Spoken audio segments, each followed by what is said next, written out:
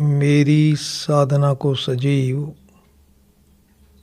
एवं पूर्ण बनाने के लिए मेरे ही प्रभु के रूप में विराजमान आप सभी सत्संग प्रेमी माताओं, बहनों और भाइयों के चरणों में सादर प्रणाम। परिवार में शांति एवं प्रेम से रहने का अमोघ उपाय,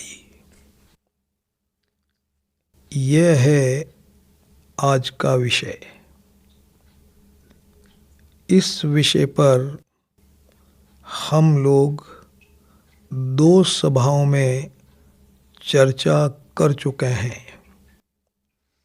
गत 2 सभाओं में स्वामी जी महाराज से पूछे गए 3 प्रश्नों की कुछ चर्चा हुई। तीसरा प्रश्न जो उनसे पूछा गया, बड़ा महत्वपूर्ण प्रश्न, परिवार में रहने वाले समझदार साधक भाई बहनों ने उनसे पूछा, महाराज, परिवार में हम कैसे रहें ताकि कभी परस्पर कलह न हो,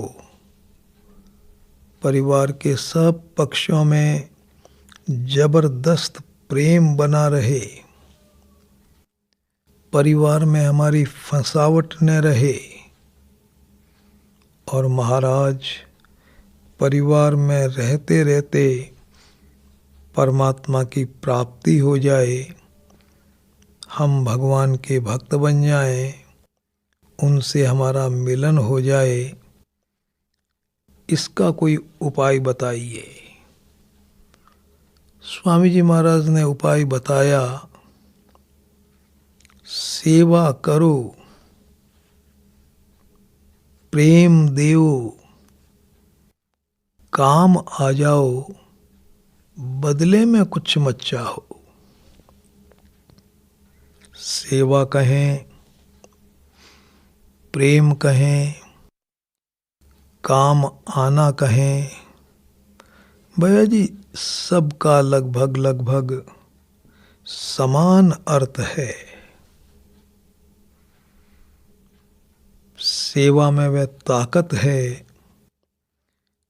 प्रेम वह साधना है जो यदि आप अपने परिवार में रह करके करें, महाराज, सब कुछ आपको मिल जाएगा, सब कुछ मिल जाएगा सेवा और प्रेम की साधना से। श्री रामचरितमानस अरण्य कांड दोहा संख्या 33 मैं आपसे निवेदन कर रहा हूं। एक बार फिर से आप सुन लें। श्री रामचरितमानस अरण्य कांड और अरण्य कांड का दोहा संख्या 33। पहले मैं आपको उस दोहे का सरल हिंदी अर्थ निवेदन कर रहा हूं। हिंदी अर्थ उसका यह है, सीधा साधा, मन, कर्म और वचन से कपट को छोड़कर जो प्राणी मात्र की सेवा करता है, भगवान राम के मुखारविंद का ये दुआ है। भगवान राम कह रहे हैं, मन, कर्म और वचन से कपट को छोड़कर जो प्राणी मात्र की सेवा करता है, भगवान कहते हैं, मुझ सहित ब्रह्मा जी, शंकर जी और सब देवता उसके वश में हो जाते हैं। वश में हो जाते हैं। भगवान श्री राम ने कहा, अब मैं आपको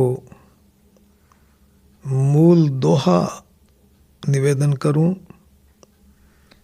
मन क्रम वचन कपट तजी, जो कर भूसुर सेव। मन क्रम वचन कपट तजी, जो कर भूसुर सेव। मोहि समेत विरंची शिव, बस ताके सब देव। मन क्रम वचन कपट तजी, मन कर्म और वचन से कपट का त्याग करके जो कर भूसुर सेव, जो प्राणी मात्र की सेवा करता है। यहाँ भूसुर का शब्दार्थ तो है ब्राह्मण, और भैया जी इसका भावार्थ और इसका गूढ़ार्थ जो है वो है प्राणी मात्र। श्री रामचरित मानस की प्रत्येक चौपाई के 3 अर्थ हैं, शब्दार्थ, भावार्थ और गूढ़ार्थ। गूढ़ अर्थ तो मन क्रम वचन कपट तजी, जो कर भूसुर सेव। मन कर्म और वचन से कपट को छोड़ करके जो प्राणी मात्र की सेवा करता है, भगवान कहते हैं मोहि समेत विरंची शिव। मुझ सहित शंकर जी और ब्रह्मा जी और सब देवता उसके वश में हो जाते हैं। मोहि समेत विरंची शिव, बस ताके सब देव। देखो महाराज, सेवा की महिमा आप देखिए, कितनी जबरदस्त महिमा भगवान ने बताई। सेवा से भगवान के दर्शन नहीं, भगवान आपके वश में हो जाएंगे। तो भैया जी वश में होना तो बहुत ऊंची बात है, दर्शन होना भी बहुत बड़ी बात है। ये सेवा की महिमा है। तो स्वामी जी महाराज ने बताया कि परिवार में शांति, प्रसन्नता और आनंद से रहते हुए, सब कामकाज करते हुए, यदि आप परमात्मा के दरबार तक पहुंचना चाहते हैं, प्रभु से मिलना चाहते हैं, तो उपाय बताया गया, सेवा करो, प्रेम दो, काम आ जाओ और बदले में कुछ मत चाहो। अब हम क्या करें भैया जी, कौन सी साधना करें? आपकी साधना होनी चाहिए अपने परिवार की सेवा।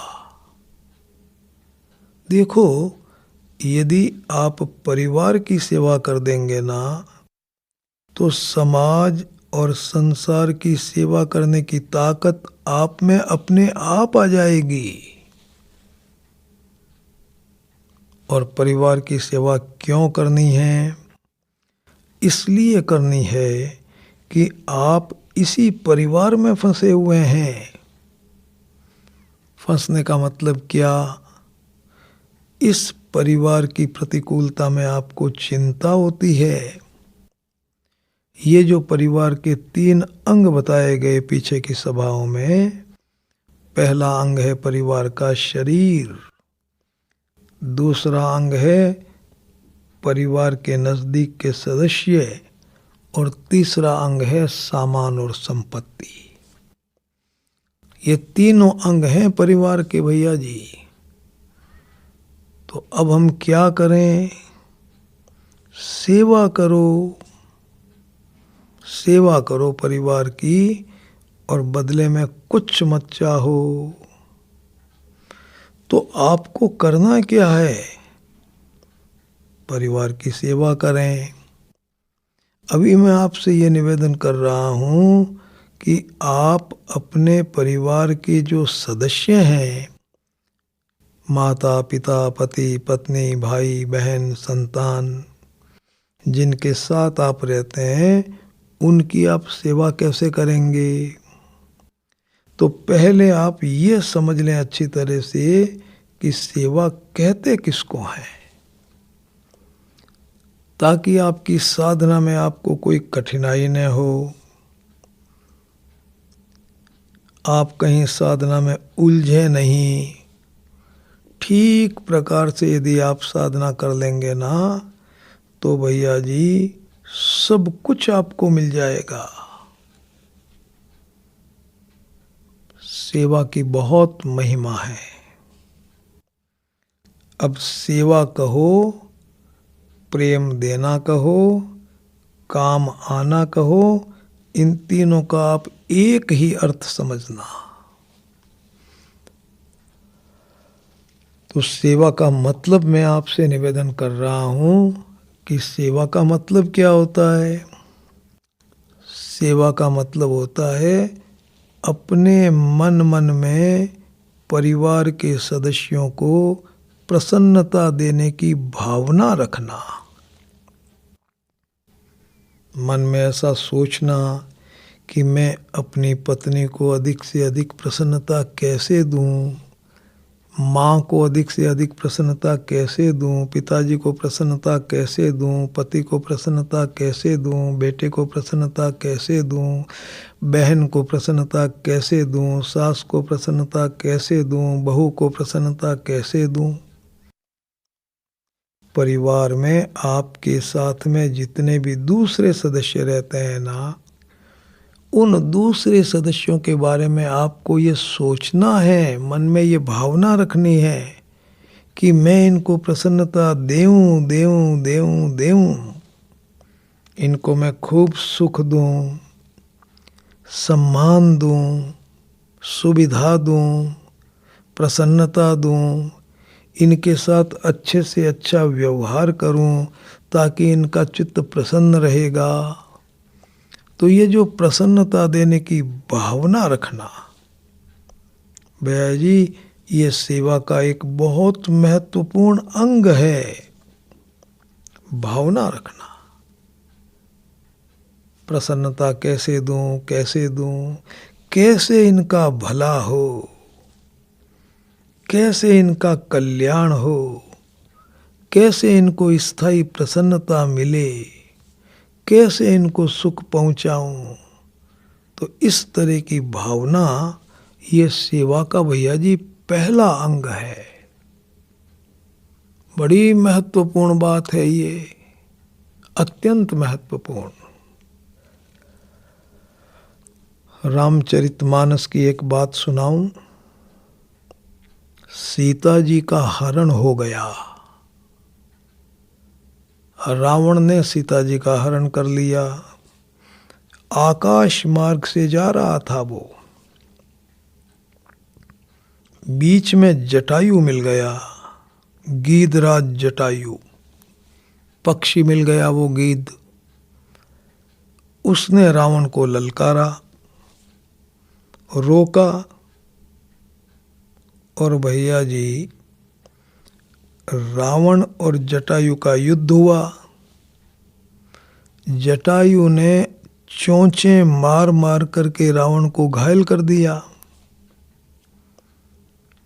रावण को बहुत क्रोध आया और उसने तलवार लेकर के जटायु के पंख काट दिए।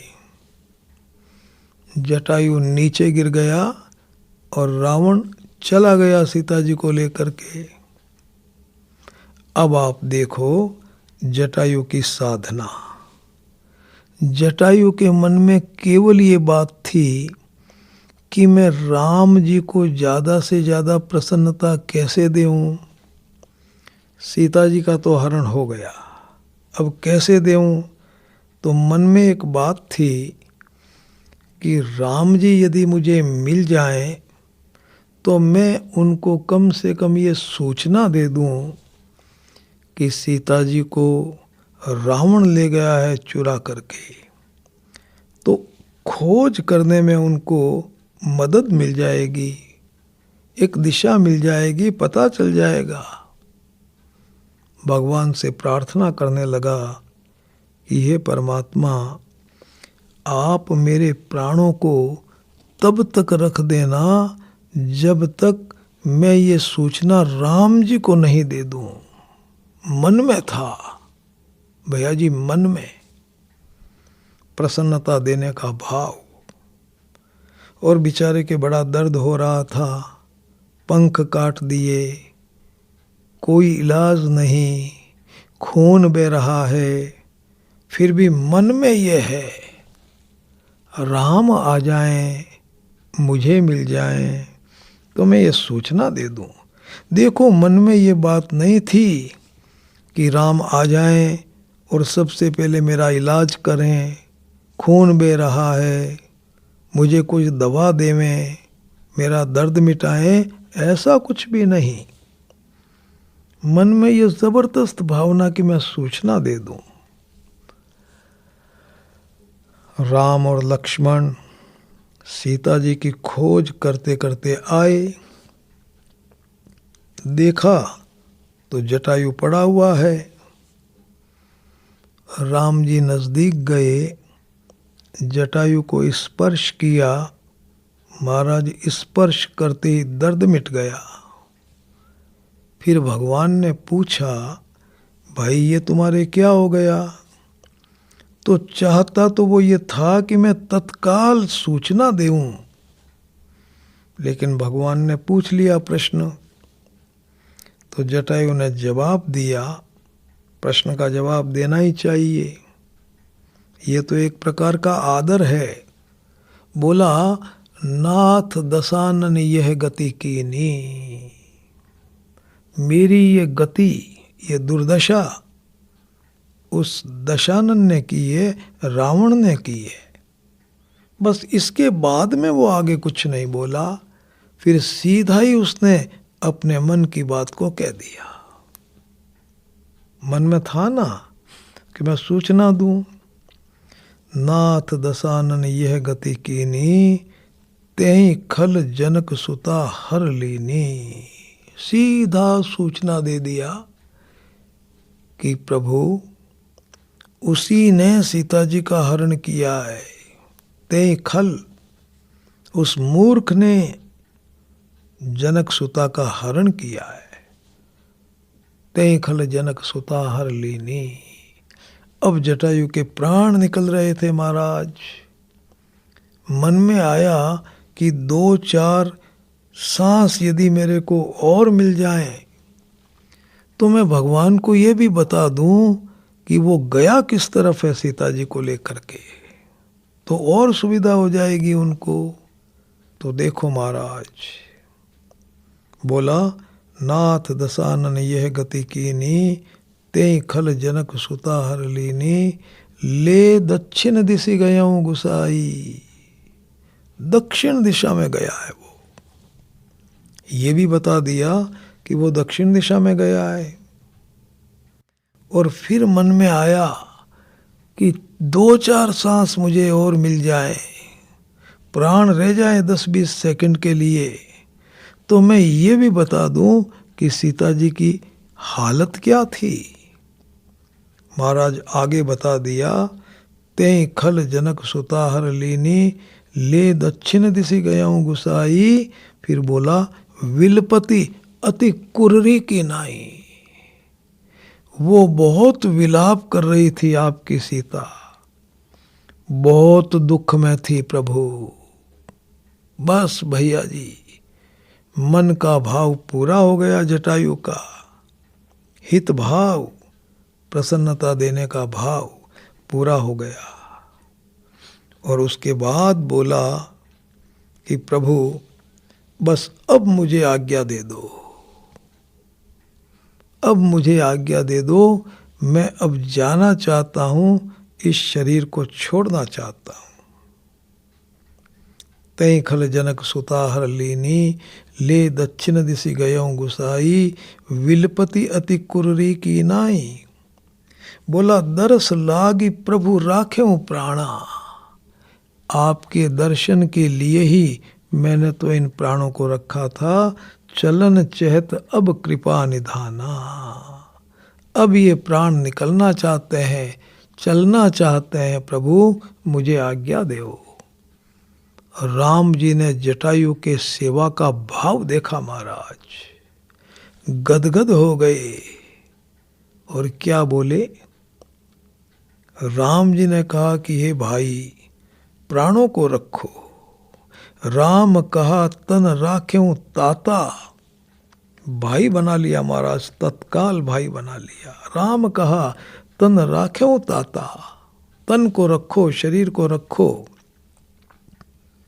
मुख मुस्काई कही तही बाता।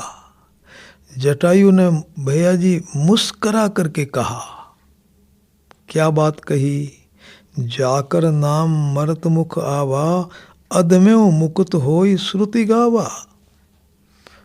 जाकर नाम मरत मुख आवा, मरते समय जिनका नाम मुख में आ जाए तो अधम से अधम इंसान भी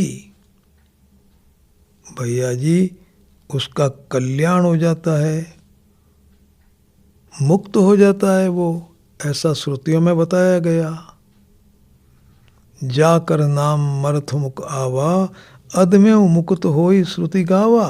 सो मम लोचन गोचर आगे, राखो देह नाथ कई खांगे। अरे भाई जिनका नाम मुंह में आ जाए मरते समय, उनकी स्मृति हो जाए, कोई उनका नाम ले ले, उसका कल्याण हो जाता है। बोला प्रभु आप तो मेरे सामने खड़े हैं। सो मम लोचन गोचर आगे, राखो देह नाथ के ही खांगे। अब मैं इस शरीर को रख करके बताइए क्या करूं। हाथ जोड़ दिए और कहा कि प्रभु मुझे आज्ञा दे दो। ऐसा मौका अब कब मिलेगा। भगवान की आंखों में आंसू बह रहे हैं महाराज, आंसू बह रहे हैं, गदगद हो गए प्रभु।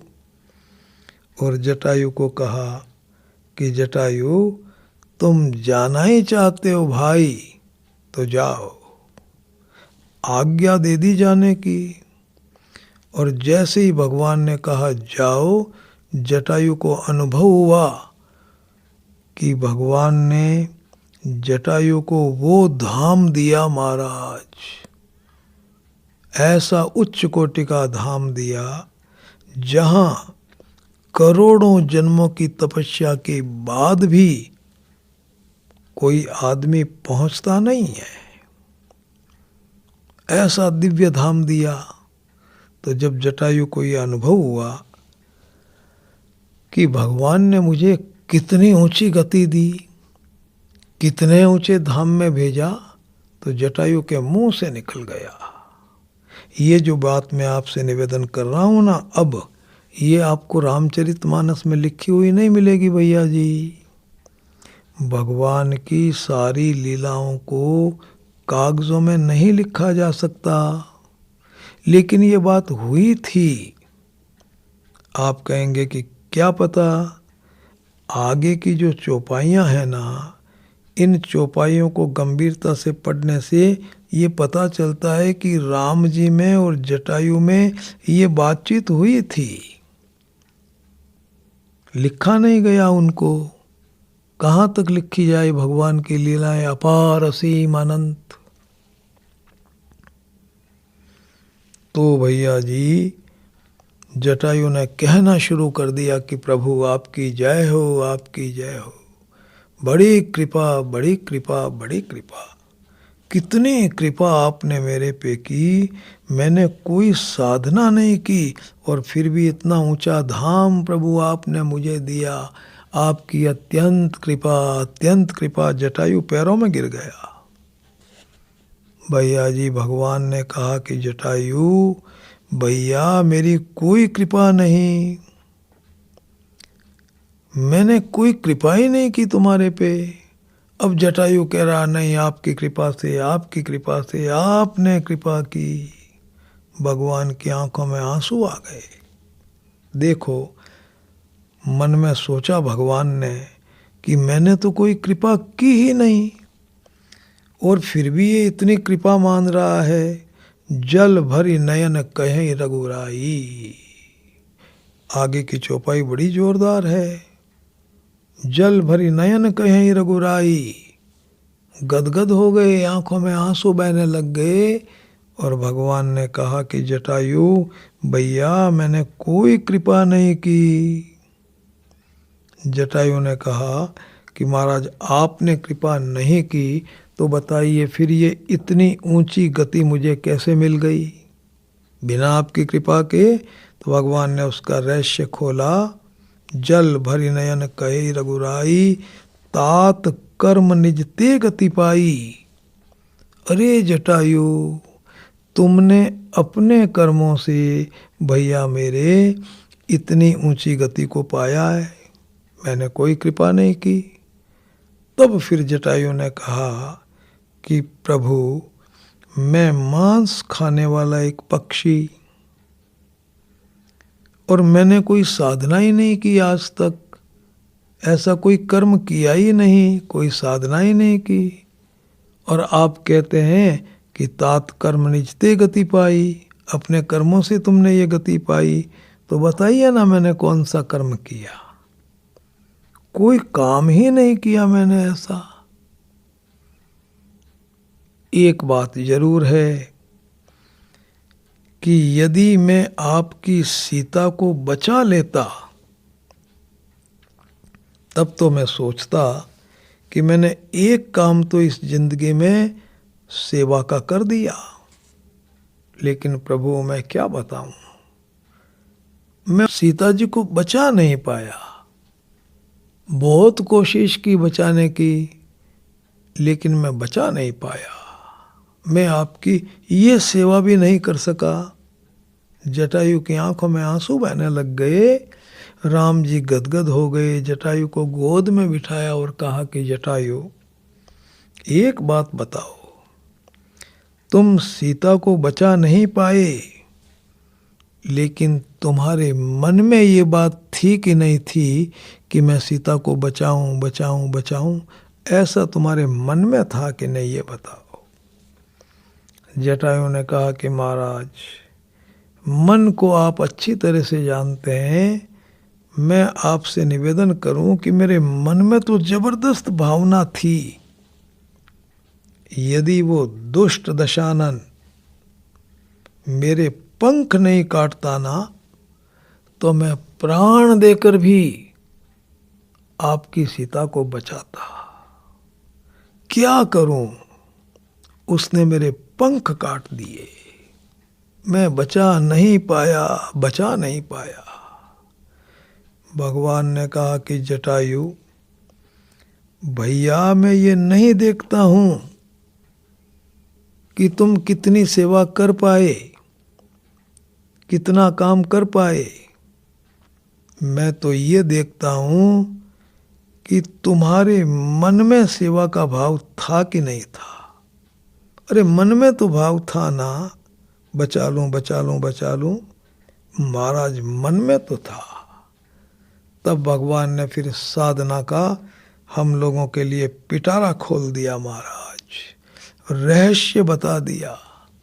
और क्या बोले, बोले परहित बस जिनके मन माही, तिनकऊ जग दुर्लभ कछु नाई। अरे भैया जटायु बचाना न बचाना ये अलग बात, तुम कितनी किसी की सेवा कर पाओगे ये अलग बात है, लेकिन भैया तुम्हारे मन में था ना मैं बचा लूं, बस मैं तो यही देखता हूं। परहित बस जिनके मन माही, बहुत ध्यान दे करके आप सुनना चौपाई को। परहित बस जिनके मन माही, जिनके मन में दूसरों के हित की भावना रहती है ना, भगवान ने कहा तिनकऊ जग दुर्लभ कछु नाही, उनको इस जगत में कोई चीज दुर्लभ नहीं है। तो महाराज सेवा किसे कहते हैं, मैं निवेदन आपसे ये कर रहा हूं कि सेवा की क्या परिभाषा है ये जरा समझ लें। प्रेम की क्या परिभाषा है इसको जरा समझ लें। काम आ जाना किसको कहते हैं ये जरा समझ लें आप। तो साहब ध्यान से सुनना। सेवा का मतलब होता है अपने मन में दूसरों के हित की भावना रखना, दूसरों के भलाई की भावना रखना, दूसरों को प्रसन्नता देने की भावना रखना, दूसरों को सुख सुविधा सम्मान देने की भावना रखना, ये सेवा का पहला अंग है।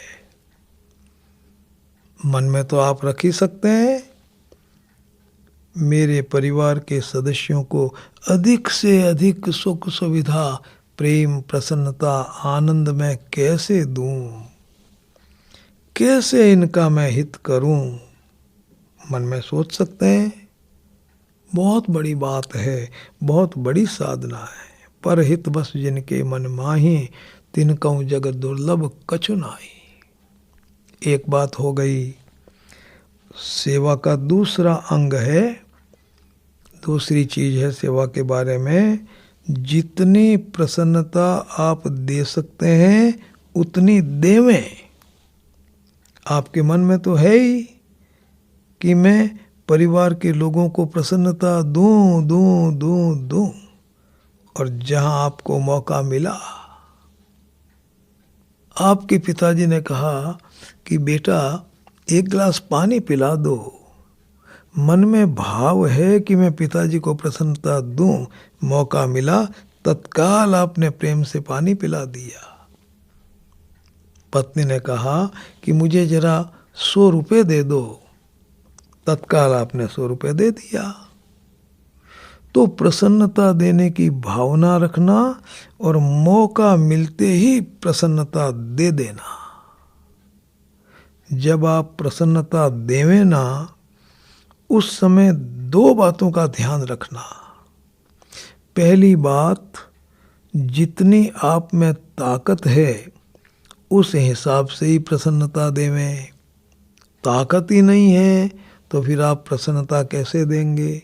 और दूसरी बात, जब आप प्रसन्नता देवें किसी को तो मर्यादा नहीं टूटे, परिवार की, समाज की, कुल की, शास्त्र की मर्यादा नहीं टूटनी चाहिए।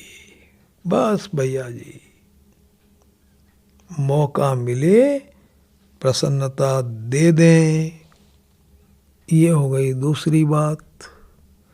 और प्रसन्नता देने के बदले में वापस किसी भी तरह से उनसे कोई चीज चाहे नहीं, कामना नहीं रखें।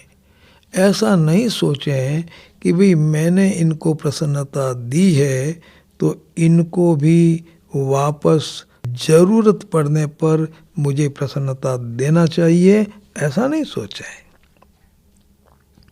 यदि आप किसी भी प्रकार की कामना रखेंगे ना, तो फिर तो उसका नाम सेवा नहीं रहेगा, उसका नाम तो स्वार्थ हो जाएगा। कामना नहीं रखना, लेने की भावना नहीं रखना। मैं आगे चल कर के आपको विस्तार से निवेदन करूंगा कि ये कामना क्या चीज़ है और ये कैसे ख़त्म होती है। फिलहाल आपसे मैं बता रहा हूँ कि सेवा का मतलब होता है प्रसन्नता देने की भावना रखना, अवसर मिलते ही प्रसन्नता देना, और देने के बदले में कभी भी वापस कुछ भी लेने की इच्छा नहीं रखना, लेने की भावना नहीं रखना, लेने की कामना नहीं रखना, लेने की आशा नहीं रखना। मन में ऐसा नहीं सोचना कि भाई मैंने सेवा की है तो इसको भी वापस मेरी सेवा करनी ही चाहिए, इस बात को कभी सोचना नहीं। कोई चाह नहीं रखना उससे, कोई कामना नहीं रखना। तीसरी बात हो गई। और चौथी बात हो गई कि आप तो उससे लेना नहीं चाहते हैं कुछ भी, लेकिन वो आपको अपनी तरफ से देवे तो आप नहीं चाहते कि किसी की सेवा आपने की है तो वो कुछ भी आपको देवे, लेकिन अगला आदमी आपको उस सेवा से प्रभावित होकर के मान लो 10,000 रुपये देना चाहता है कि सब लेओ लेओ लेओ, आपने मेरी बड़ी सेवा की, लीजिए लीजिए लीजिए, तो भी आपको लेना नहीं है। ध्यान से सुनना, नहीं लेना। आपकी इच्छा ही नहीं है लेने की, आप लेंगे कैसे? तो लेने की भावना नहीं रखना, और अगला देवे तो लेना नहीं, और लेवे तो उसकी प्रसन्नता के लिए लेवे, अपने सुख के लिए नहीं लेना, अगले की प्रसन्नता के लिए लेओ। भैया जी बड़ा रहस्य है। 5 बातें होती है सेवा में, 5 बातें हैं ये प्रेम की साधना में। इन 5 बातों को खूब गहराई से समझो और फिर करो सेवा। देखो, बेटे की सेवा करो, भगवत प्राप्ति हो जाएगी। पत्नी की सेवा करो, माँ की सेवा करो, पति की सेवा करो, परिवार की सेवा करो, देखो मजा आप। जब तक रहोगे ऐसा लगेगा कि जैसे कोई बैकुंठ में रह रहे हैं। और महाराज बड़ी शांति, बड़ा आनंद, बड़ा प्रेम, लेश मात्र भी कहीं फंसावट नहीं। जोरदार काम है, सेवा में बड़ी ताकत, लेकिन इसको समझना जरूरी है। सेवा का मतलब क्या हुआ? प्रेम देने का मतलब क्या हुआ? प्रसन्नता देने की भावना रखना, मौका मिले प्रसन्नता देना, अपनी ताकत के अनुसार, अपनी शक्ति के अनुसार, मर्यादा का उल्लंघन नहीं महाराज, उसका पूरा ध्यान रखना। और प्रसन्नता देने के बदले में लेने का भाव नहीं रखना। और यदि अगला देवे तो लेना नहीं, और लेना ही पड़े तो उसकी प्रसन्नता के लिए लेना। अब मैं आपको 2 बातें बता रहा हूं। देखो, सेवा करने के बदले में, प्रसन्नता देने के बदले में यदि आपने लेने की भावना रख ली तो वो सेवा सेवा नहीं रहेगी, फिर उसका नाम हो जाएगा स्वार्थ, उसका नाम हो जाएगा भोग, उसका नाम हो जाएगा आपका खुद का मतलब। फिर तो आप सेवक नहीं माने जाएंगे, फिर आपका नाम लिखा जाएगा स्वार्थी लोगों की सूची में, मतलबी लोगों की सूची में, भोगियों की सूची में आपका नाम लिखा जाएगा। देखो, यदि आपने लेने की भावना रख ली तो। माता पिता बूढ़े हैं, एक घटना सुना रहा हूं मैं आपसे। माता पिता बूढ़े हैं, उनके 5 बेटे हैं।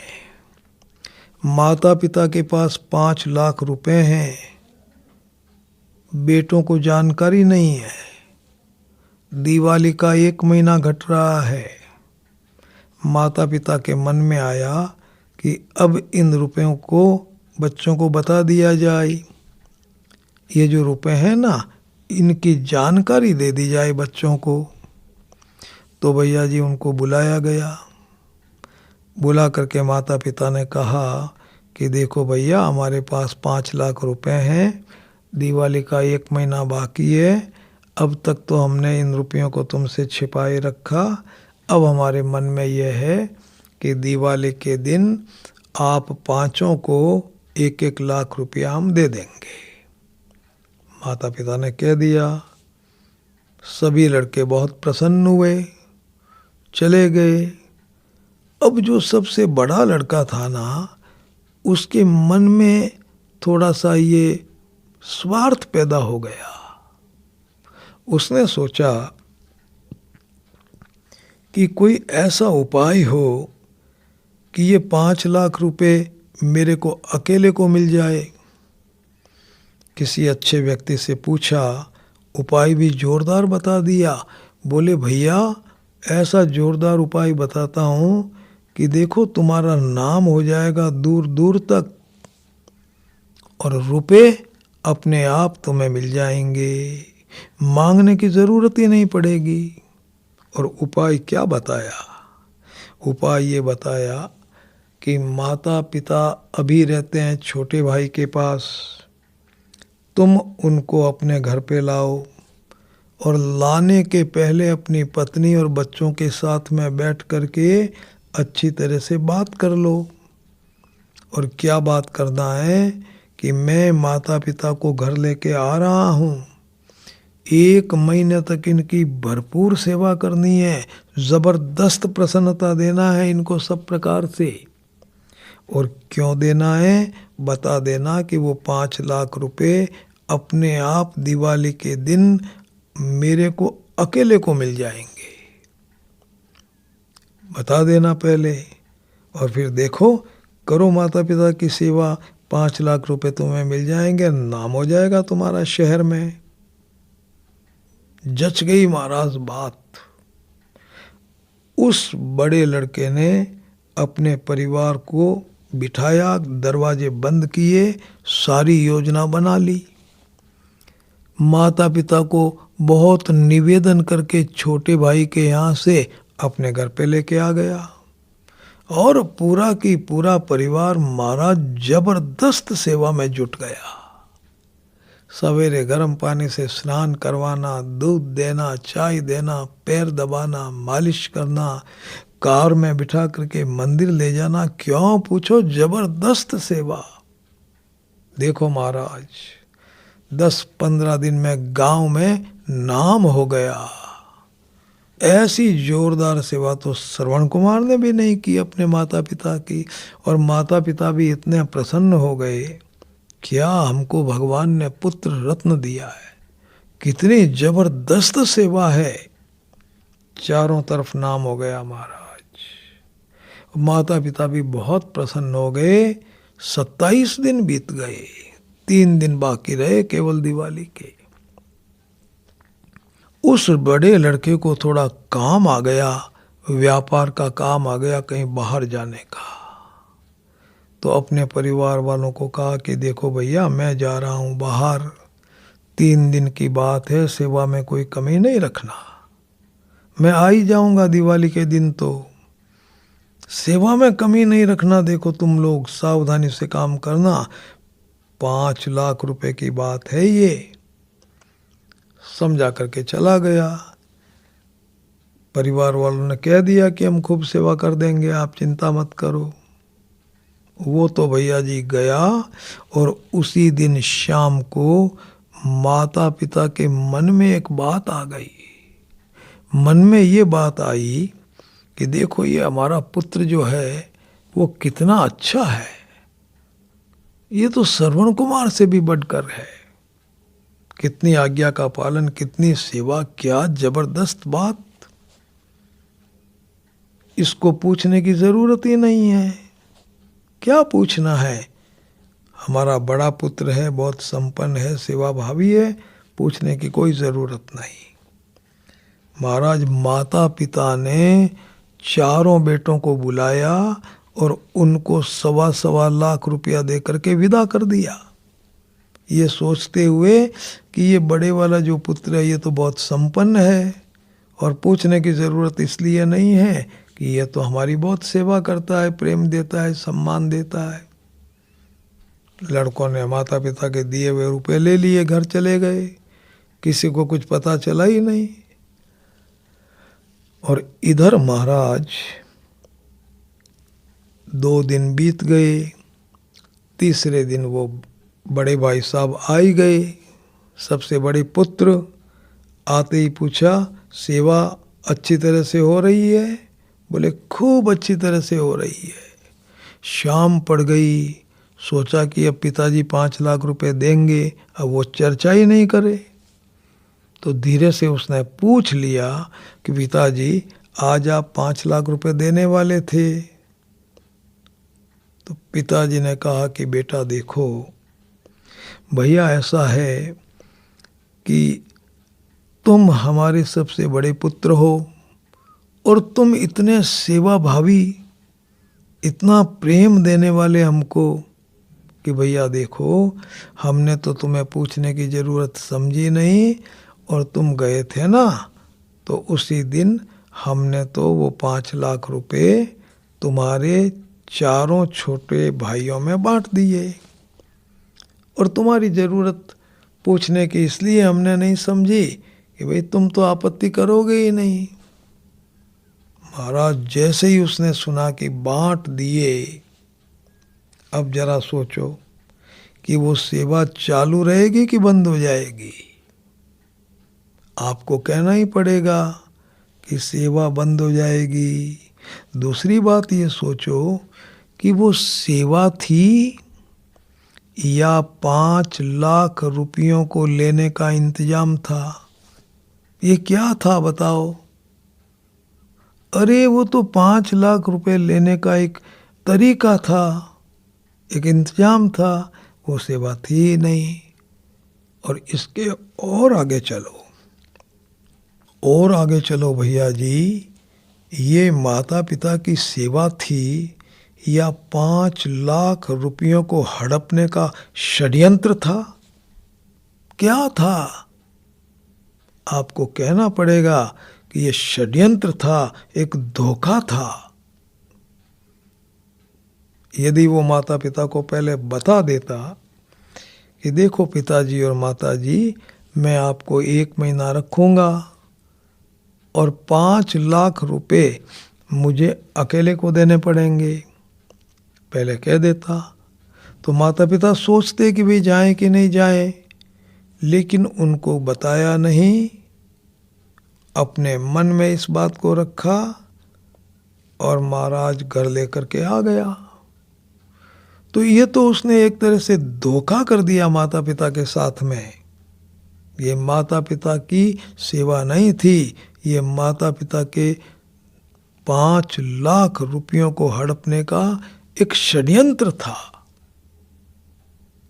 निवेदन में आपसे ये कर रहा हूं कि वो सेवा तो बंद हो जाएगी, चालू ही नहीं रहेगी।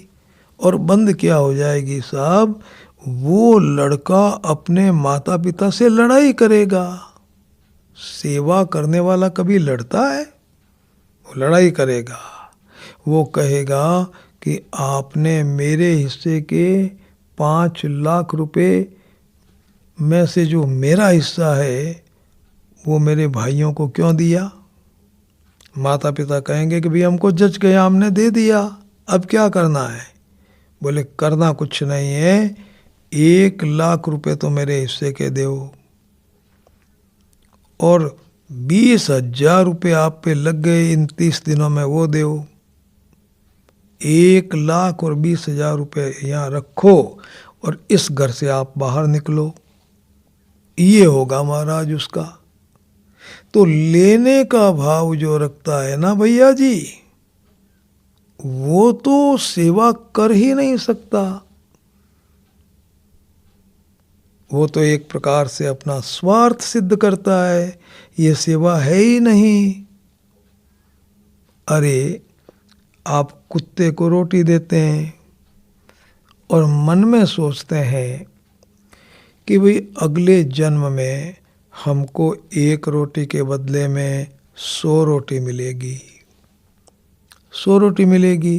तो मैं आपसे ये पूछता हूँ कि बताओ, ये कुत्ते को रोटी देना है या अपने लिए 100 रोटियों का इंतजाम करना है?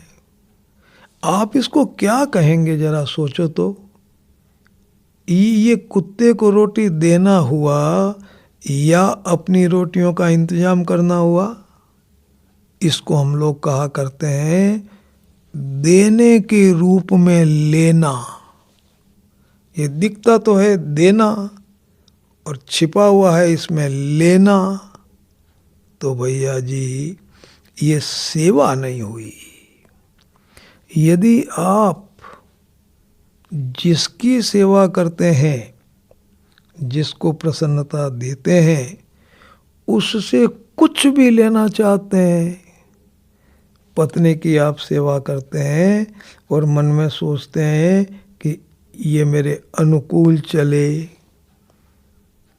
मेरी आज्ञा का पालन करे, तो आप पत्नी की सेवा नहीं कर रहे हैं, आप तो उसको अपनी आज्ञा में चलने का एक इंतजाम कर रहे हैं।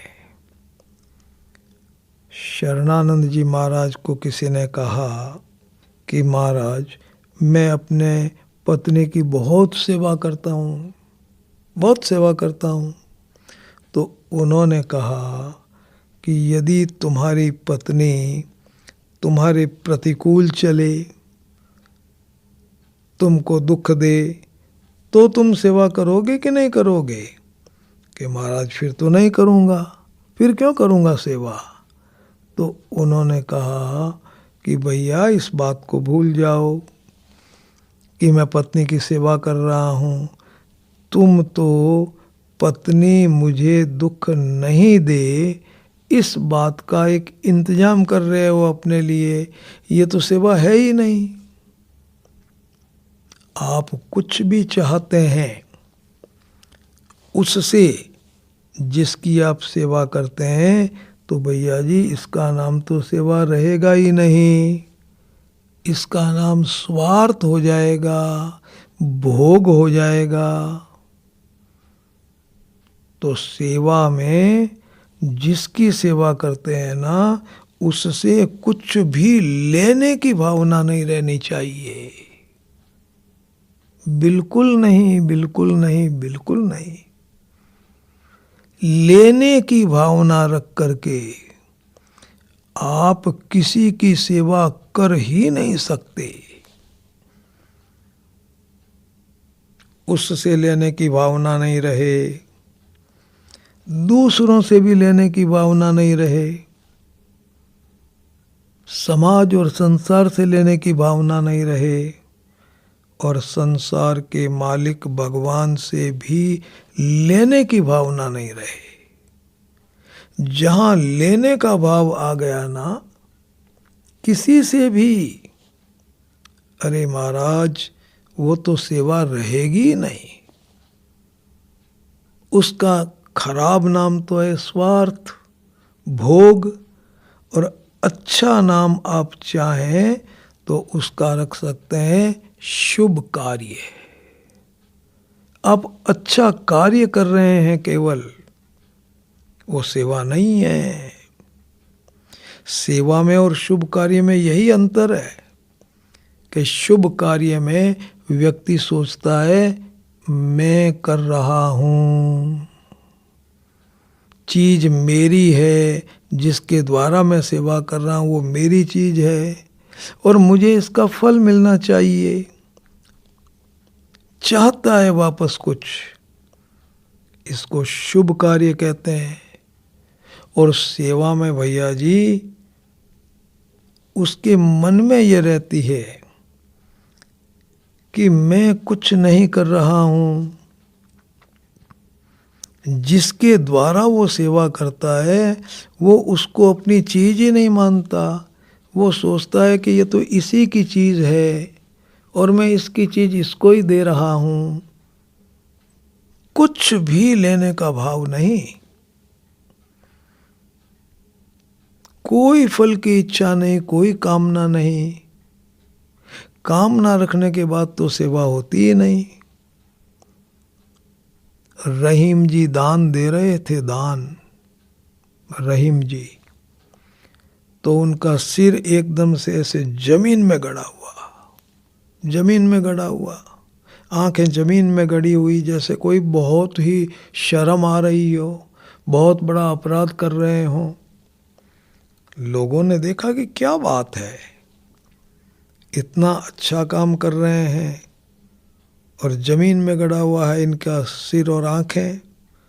किसी ने उनको पूछ लिया, रहीम जी इतना बढ़िया काम कर रहे हैं, हजारों लोगों को दान दे रहे हैं, और फिर आपकी आंखें जमीन में गड़ी हुई, जैसे कोई बहुत शर्म आ रही हो। रहीम जी की आंखों में आंसू बहने लग गए। महाराज जवाब क्या दिया? जवाब ये दिया, देने वाला देत है, देत रहत दिन रैन। देने वाला देत है। अरे भाई मैं थोड़ी दे रहा हूं, मैं तो दे नहीं रहा हूं कुछ भी किसी को। देने वाले परमात्मा हैं और वो रात दिन दे रहे हैं। देने वाला देत है, देत रहत दिन रैन। रात दिन दे रहे हैं वो परमात्मा। लोग भरम मेरा करे। लोगों को भ्रम हो गया, रहीम दे रहा है, रहीम दे रहा है, रहीम दे रहा है। वहम हो गया, मेरा नाम लगा रहे हैं बीच में। देने वाला देत है, देत रहत दिन रैन। लोग भरम मेरा करे, तासे नीचे नैन। क्या जबरदस्त चीज है, आप देखो। तासे नीचे नैन, मेरी आंखें जो है ना वो इसीलिए नीची हो गई, जमीन में गड़ गई। मेरा भ्रम कर रहे हैं, मेरी प्रशंसा कर रहे हैं। रहीम दे रहा है, रहीम जी दान दे रहे हैं, बड़ा भारी दान दे रहे हैं। राम राम राम। मैं दे ही नहीं रहा हूँ, मैं कुछ भी नहीं कर रहा हूँ सेवा, और फिर भी मेरा नाम लगाया जा रहा है, मुझे बदनाम किया जा रहा है। देने वाले परमात्मा है, रहीम नहीं दे रहा है, मेरा क्यों नाम लगाया जा रहा है। महाराज शर्म आने लग गई। देने वाला देत है, देत रहत दिन रैन। लोग भरम मेरा करे, तासे नीचे नैन। महाराज सेवा में सबसे महत्वपूर्ण बात है ये, लेने की भावना नहीं रहे, किसी तरह की चाह नहीं रहे, किसी तरह की कामना नहीं रहे, और किसी से न रहे। रामचरितमानस में एक भैया जी जोरदार दोहा है। संभवतया ऋषि वाल्मीकि जी ने ये बात कही, जहां तक मुझे याद है। जाहि न चाहिए कबव कछु, तुम सन सहज सनेह। बसो निरंतरता सुमन, सो राउर निज गह।